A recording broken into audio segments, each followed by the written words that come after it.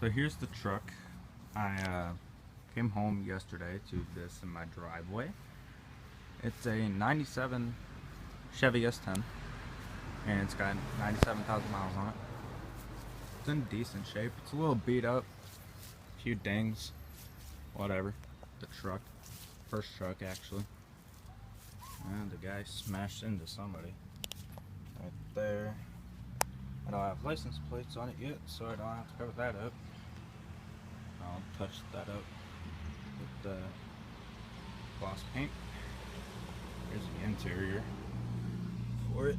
It's not bad. It could use a little work, but it's not bad. Got those pull-out back seats. Pretty nice radio.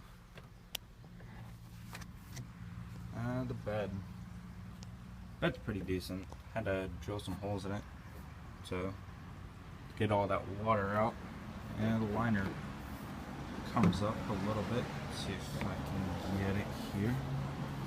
Yeah, there we go. Yeah, it comes up a little bit. And my dad's sexy ass bike, and makeshift bumper because somebody rear-ended them. And it's solid though. Pretty solid. Tailgate. Only got one cable on it.